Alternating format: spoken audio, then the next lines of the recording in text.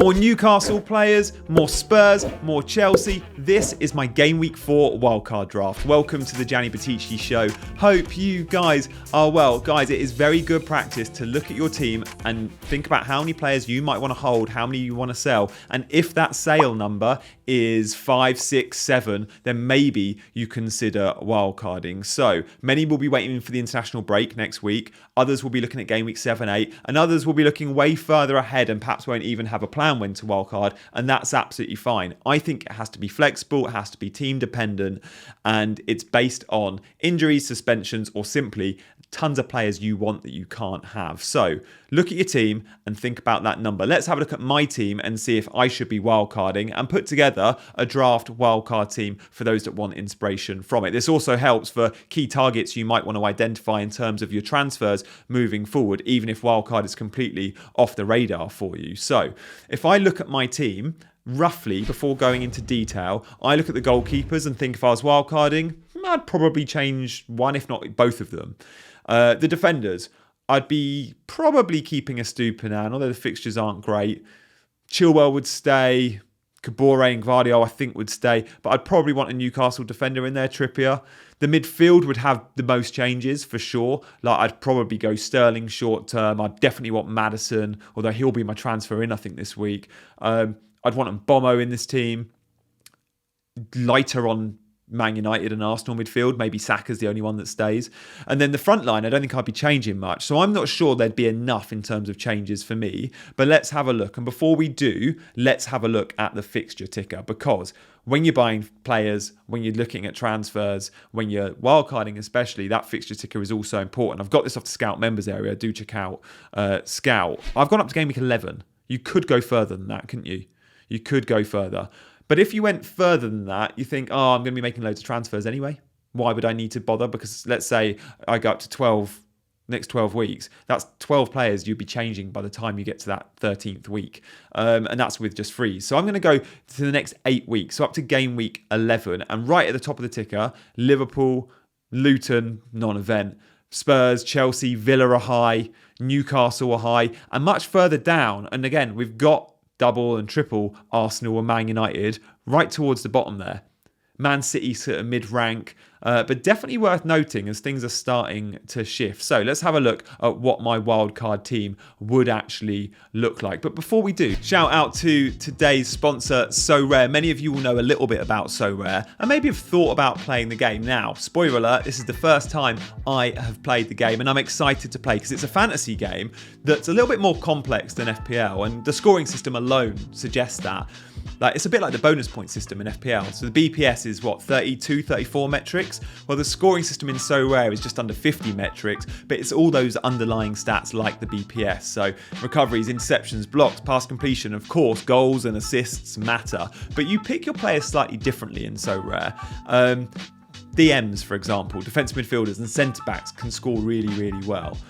Now, sure, there's versions of the game where you can pay to play and players go up and down in price and you can sell, you can trade. I'm going to learn a little bit more about that in the weeks to come. But starting off, I'm going to play the free version just with the Premier League because, again, loads of leagues and you can have different teams, or your five-a-side team, of 5 different leagues covered in that five-a-side team. But I'm going simple for my first game week. I'm going FPL players that I know, Premier League players only. I'm going big on Chelsea and big on Man City. I like their home fixtures. And as I say, it's free to play. There's a link if you want to sign up in the description to this video. And you can check out my journey on Sorare, as I mention them in these Wednesday videos moving forward. But let's carry on with the rest of the show because I'm going to put together that wildcard draft I'm super excited about, because I know people are wildcarding this week. I don't think it's for me, and we've looked at my team. I don't think I need to. But let's start with the goalkeepers. And this is where I'm a little bit stuck, actually. There is no standout goalkeeper at the moment, and it's tough to identify who. You've got to look at the 4 million guys and go, I want Areola or Turner or both, and go really budget. But money doesn't feel like it's an issue. So I'd go Areola, because there is a chance West Ham Nottingham Forest still buy a keeper. Turner could lose his place. Sure, Areola could lose his place to Fabianski, but Areola's playing well. And then I'm going to go Vicario because I don't think Spurs will keep a ton of clean sheets. They'll keep some. They've kept 2 already, but he's going to get lots of saves.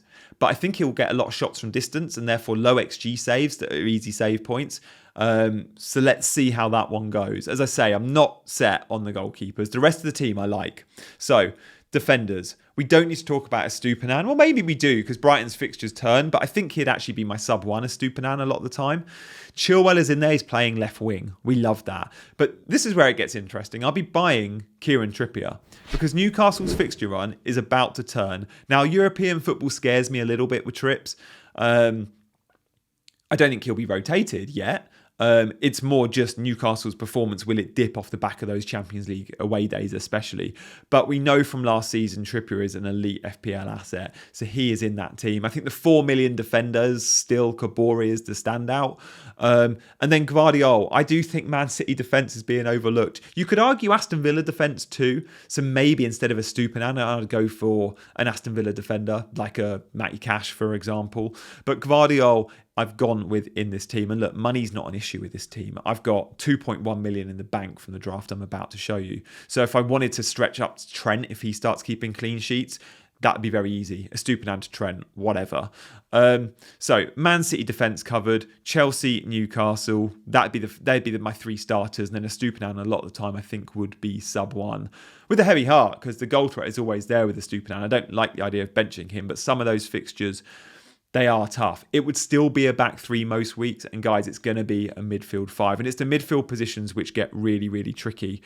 Now, on my game week preview video, I showed you the best non-penalty XGI of midfielders. So let's have a look at that chart again.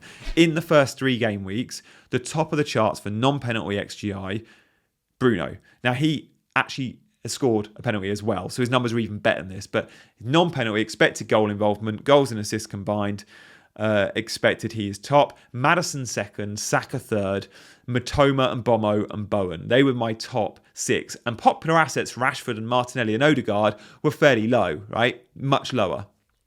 So from these players, which ones make it into my wildcard draft? I don't think I'd be going with Bruno, despite the numbers looking great. But Maddison, yes. Saka, yes. I'm not sure Matoma makes it in because of the fixtures, but Mbomo I definitely want in this team too. So with that in mind, you go, okay, that's like 3 of the top 5 in terms of underlying numbers. Like those picks a lot, Saka, Maddison and Bomo. But who else do you put in? I think I would go for a short-term punt on Raheem Sterling. I don't think he's a long-term pick. I think if you want to cover Chelsea attack, Jackson will be the standout. But short-term, Forest at home, Bournemouth away. Oh, and then it's Villa at home, Fulham away, Burnley away. Those 5 games are exceptional for Chelsea. Exceptional. Raheem Sterling, welcome to this wildcard draft. And actually, let me just show you Sterling's average position map from the weekend just gone. Most advanced man on the pitch. Him and Jackson. Super high, super wide. Because Chilwell's threat down the left, the threat down the right isn't really from the right back, it's from Sterling. Whether it's Gusto or even Reece James, don't expect them to be as advanced as like a Chilwell. Sterling provides all the threat down the right-hand side, and that's what we can see from the average position map. So Sterling makes it in, and look, I think we still go Phil Foden. Like, he's in my actual team. I know you'll be like, oh, Foden rotation risk. He was ill, right? I'm pretty sure he was unwell. He wasn't meant to come on against Sheffield United. He came on because they really needed him in the last 5 minutes, and it worked. He got a very cheap assist. But game week 2 against Newcastle, best player on the pitch. I still think Foden against Fulham at home especially. And then they've got West Ham away, Forest at home. Like, there's 2 home games, really, really good. And Foden could go big. So I like that midfield 5. Obviously, there is no Marcus Rashford in this team. Now, I could upgrade Mbomo to Rashford straight away. I could upgrade Sterling to Rashford, and those moves might happen. But I think to start going into game week 4, I would just go, no, I'm going to cut my Man United midfielders. It's a tough fixture. Don't know what I'm getting with Arsenal United, although I think there probably will be goals. And again, I'm cutting Martinelli out this team. Not enough for me to do it and pull that trigger, but worth noting, it's a pretty different midfield. I don't have 3 of these guys, although I will be buying Maddison this week, so it'll only be Sterling and Mbomo I don't own. And then the front 3, I don't think we're changing. I don't think we're changing that front 3, are we? Like, Cameron Archer's just got his loan move to Sheffield United. Sorry, not his loan move, permanent deal. I think it's about 18 million. He's going to be starting every game. He's going to score lots of goals. Okay, he's going to score goals. against weaker opposition, but he's going to be our third sub. It doesn't really matter. We've got a 4.5 starter. That's kind of all you want. He ain't going to score loads of goals, I'm sure, but he will score some against weak opposition, especially at home. Very good in the Championship last year. Nico Jackson, like, I can't deny his numbers are all there. Like, Nico Jackson this season for forwards, more big chances than anyone. Expected goals, he's ranked second. Non-penalty expected goal involvement, he's second. Opposition half touches, he's second. Shots inside the box, he's fourth. Attempts in the box, he's fourth. Like, he is a big chance hog. They fall his way. Now, you could argue his conversion hasn't been good enough. That doesn't really matter if he's getting tons of chances. He'll convert some. He works hard. Poch loves him. We're starting to see Chelsea click. Chelsea are starting to look like an actual team, guys. Quite excited about that. And Nico Jackson would easily be in this wildcard team. And if you don't own him in your actual team, I think he's someone you should probably look to buy if you're not going Sterling. Covering this Chelsea attack for the run they're about to go on, really, really important for me. I think the double up is really possible with Sterling and Jackson, but some are blocked by that because they might own Chilwell and Gusto or Chilwell and Colwell as I do. And I think I'm okay with double defence and one attack, but it could be loads of fun. And then obviously Haaland's the set and forget every week, whether he misses penalties or not. Do you know what? Doesn't even matter when Haaland misses a penalty.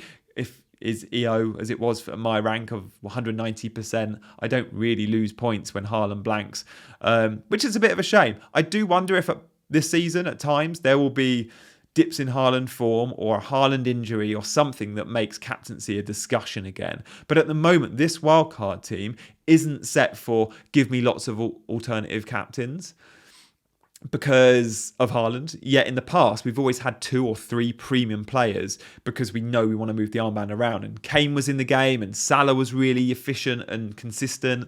So we had those other captaincy options. Now, even if Salah starts performing to a really high level, we're probably not captaining him much because of Haaland's form and because he's so good. So again, like, this team doesn't have your other 10 million plus midfielder or forward to rival Haaland for the armband each week, simply because I don't think we need to go against him. And when we do, there's players in the bracket of Saka and Maddison that you might, Nico Jackson, that you might, given the fixture, have a little play with the armband every now and then, but I don't think it happens much. So that's my wildcard team. As I mentioned, it's not something I'll be doing this week. I'm open to it every week. Do I book a wildcard in and have a time like, oh, I'm going to do it in that international break or the international break in a month or 6 weeks' time? Or do I want to go right up to Christmas? In an ideal world, I want to keep it as long as I can. And in an ideal world, I'm not forced into using it. But if the flags come, if loads of those players on your watch list come and you can't get to them simply with a 4-point hit or you can't get to them with free transfers, that's when you start thinking about wildcard moves. As I mentioned, there isn't enough moves for me. Like, I would change 2 of my midfielders after my transfer. I'd change 1 of my defenders. So my start, and then the goalkeepers I'm not that fussed about. I don't think there's a big enough swing. So outside of the goalkeepers, there's only 3 changes I'd be making to my wildcard team. In my outfield 10. Not enough. Not enough. But do consider it if it's for you. Absolutely no. I'm not trying to convince anyone they should be wildcarding. And I hope this video has been useful for those that want to consider it or not. Because as I mentioned, all the players we're discussing here, they're all watch list players. They should all be on your list. If you've enjoyed today's video, do hit the like button and subscribe. If you can subscribe to the channel, that really does mean a lot. Thank you for supporting me so far. I'll be back again on Thursday with my team selection video. Don't miss that one, and I'll see you very soon.